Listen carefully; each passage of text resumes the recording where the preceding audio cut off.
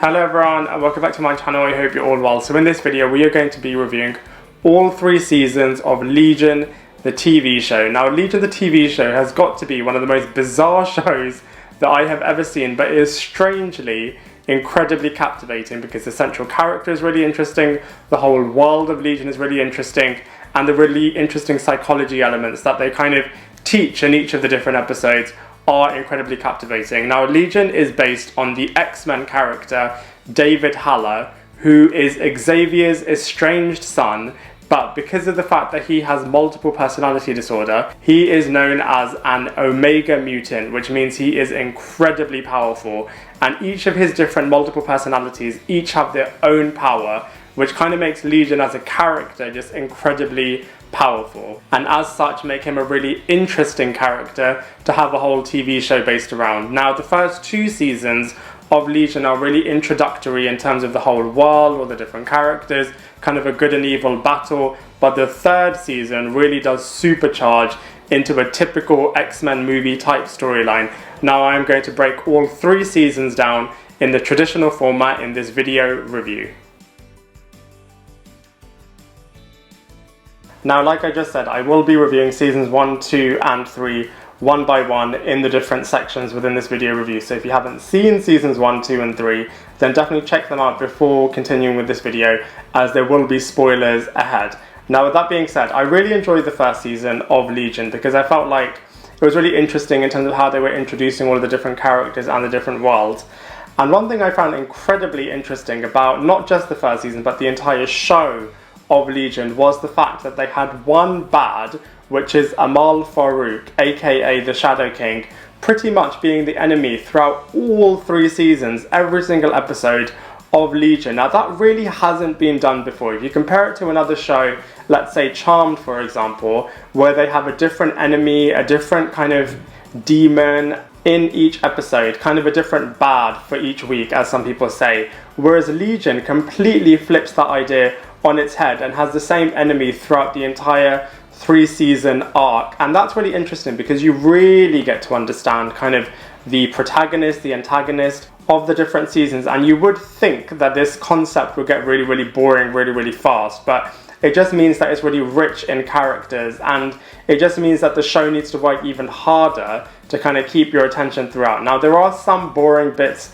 admittedly in certain different seasons because certain episodes are a bit filler, but you know, that being said, overall the seasons of Legion are really cool. Season 1 in particular, like I said, was really good in terms of setting the foundation of the TV show, and the way in which the first season was kind of different to the other seasons is that the big bad, Amal Farooq, aka the Shadow King, is inside the mind of Legion, aka David Haller. So all of the different characters, David included, are trying to take this parasite out of David's mind and kind of destroying Amal Farooq so that David/Legion can kind of live a normal life. In terms of lessons from the first season, there were quite a few, such as knowing who you can and cannot trust, making sense of your past, and overcoming your inner demons/inner darkness. So conceptually, the first season was really interesting with its different kind of messages, lessons, and psychological aspects as well. I feel like, that being said though, there was a big build-up throughout the entire first season for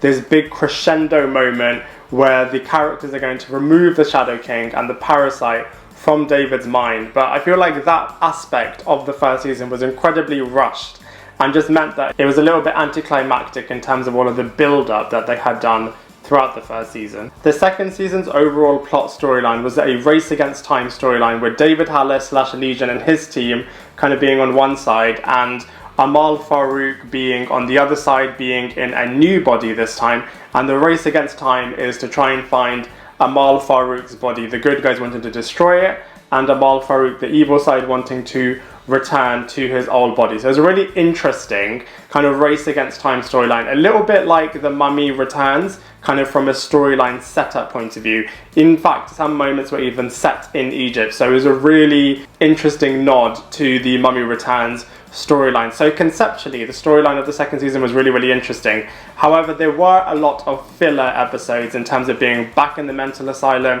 not knowing kind of what's going on, kind of exploring whether or not Amal Farooq can or cannot be trusted. So there were a lot of filler storylines in the second season, but overall it was kind of an interesting kind of journey throughout. It did kind of suffer in the same way as the first season did in terms of the big crescendo at the end, in terms of Amal Farooq kind of returning to his body and inevitably having a big battle with the character of Legion. That kind of moment was rushed a lot, especially as the second season was a lot longer than the first season, so had even more build up, but was just really rushed towards the end.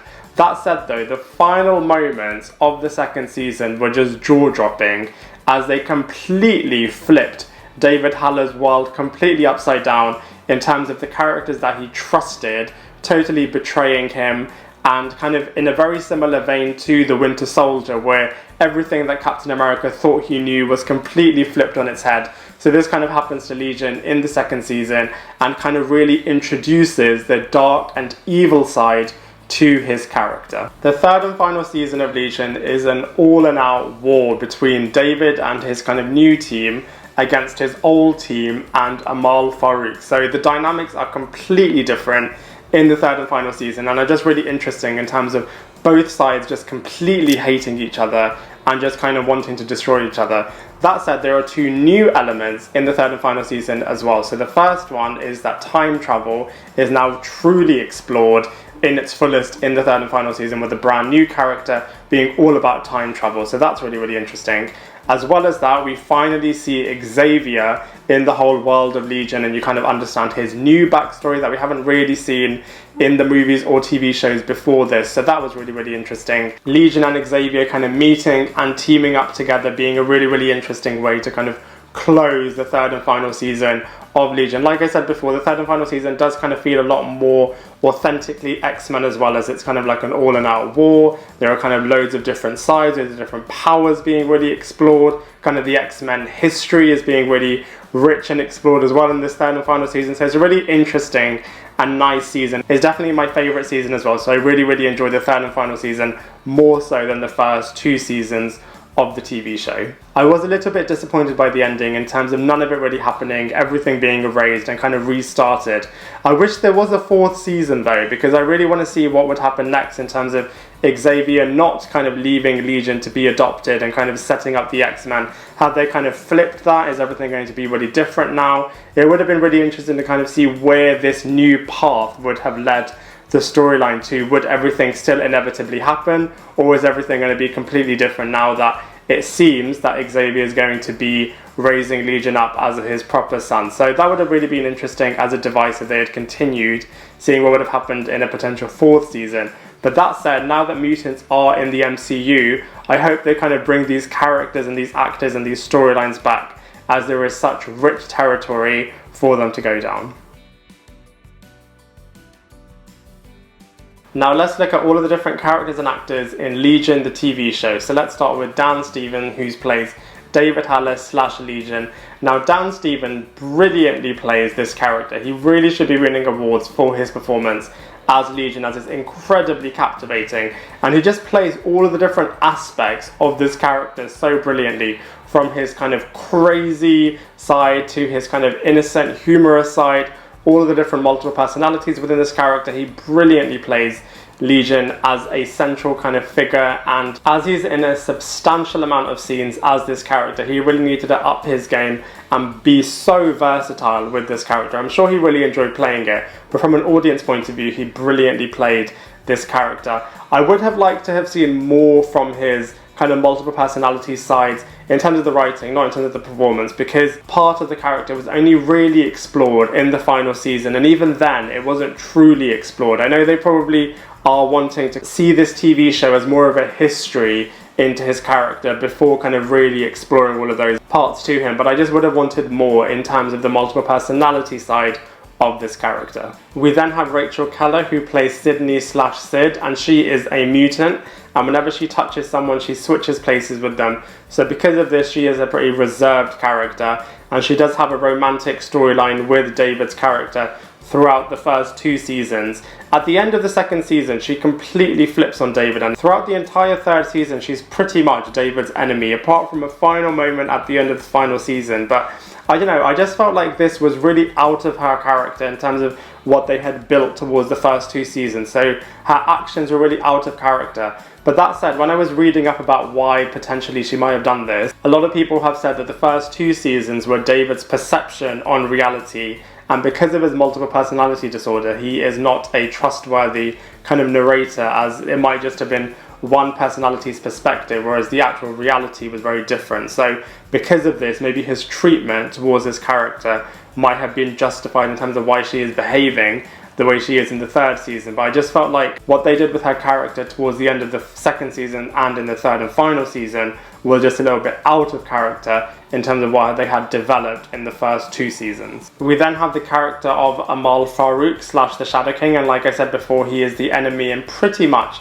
every single episode of the entire 3-season run. So the fact that this show did this is a very different and bold move, but I feel like it kind of worked, as you really got to know this character inside out. I feel like he did something really noble in the third and final season right at the end, in terms of not wanting to be a parasite into David's kind of mind, and kind of completely potentially changes what happens for all of these characters. It would have been really interesting if a 4th season had happened, to kind of see, is the Shadow King a good guy in the end, or is he still going to do something evil in a different kind of way? I know they wanted to wrap up the show after 3 seasons, but it would have been interesting to see what potentially the Shadow King would have done next.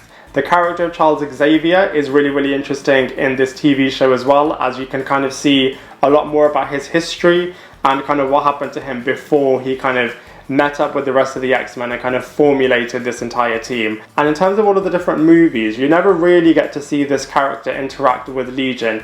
Maybe a few clips in X-Men Evolution for 1 episode, but other than that, you don't really get to see these 2 characters interact, especially as Legion is Xavier's son. So I felt like this was really rewarding for superfans of the X-Men to kind of see these 2 different characters interacting and kind of having a lot of screen time together and kind of teaming up together and kind of potentially even saving the world together. There are a lot of secondary characters alongside this suite of primary characters as well, such as Lenny, who was David Haller's friend in hospital and kind of had a presence in pretty much every single episode. She was originally a figment of David's imagination, and then you kind of found out a lot more about her backstory. Then kind of Amal Farooq kind of brought her back, and then she kind of had a very different kind of ending storyline in season 3 in terms of kind of having her own new relationship and kind of exploring that. So she was a really interesting secondary character. We then have Kerry and Carrie, who were 2 mutants who...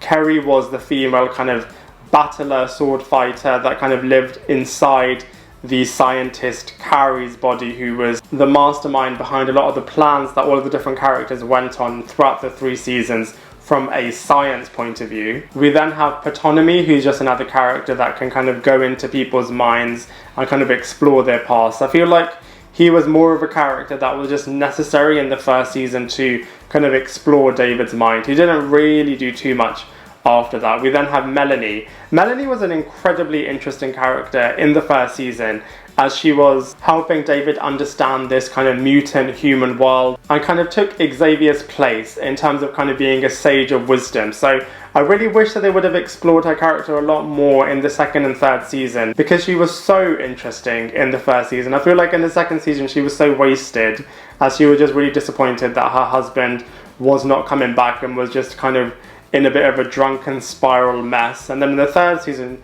she was only in 1 episode, where she was kind of in the different world living her new life with Oliver, her husband. So I'm glad she kind of had a bit of a happy ending, but I just feel like they could have used her character a lot more, as she was so interesting. But overall, like I said, the characters and actors of Legion are incredibly interesting and captivating. The visuals of Legion are really, really cool. The powers look great, the scenery looks wicked. It's kind of got its own style, and if you watch it, you'll see that it's definitely got its own thing and its own kind of unique way of kind of portraying and showing all the different aspects of the show. For example, the psychology part of the show is just absolutely incredible. The second season in particular kind of has a different lesson in each episode, which I really, really loved and appreciated. And that's kind of got its own visual style, a lot of white screens, a lot of white backgrounds. So yeah, it's just very rich in kind of the way in which it communicates all of the different storylines and aspects of the show. That said, there are some scenes which are really, really dull, which are just set in the ship or just set in the mental asylum. So when it's just those two areas, it's a little bit dull, but when it's good, it's good. In terms of comparisons, I feel a little bit bad comparing Legion to anything else, as it is kind of its own little thing that's never really been done in the same way that Legion has been done. But you know, that said, if I have to compare it to anything else, I would say in terms of the other X-Men movies, then I feel like it's not as good as the X-Men blockbuster films are. And in terms of other kind of Marvel TV shows, I much prefer The Runaways and The Gifted compared to Legion. But you know, that said, it is nice for an X-Men superfan to kind of see this character, this kind of world kind of truly being explored and kind of seeing how this character came to be the character that he is. So you know, from that point of view, I would say it's really, really interesting. But in terms of comparatively to other X-Men franchise movies and other Marvel TV shows, I felt like it wasn't as good as they were. Overall, I really enjoyed Legion for what it was, which is a real character-based TV show on a mutant that has multiple personality disorder and is kind of in the early stages of kind of mutants and the X-Men and all of this kind of characters and world kind of being known to the public, and what they would make of a mutant who has multiple personality disorders and all these amazing powers, how they would kind of treat him, how other characters would treat him, how he would kind of treat himself, and kind of what would happen with this different character. I love the psychology aspect of this TV show as well. Like I said before though, I didn't like it as much as I liked other superhero franchises, and for those reasons, overall, I am going to give Legion a solid 6 out of 10. I'd love to hear what you think, so please let me know in the comment section below. Otherwise, I look forward to seeing you in my next video.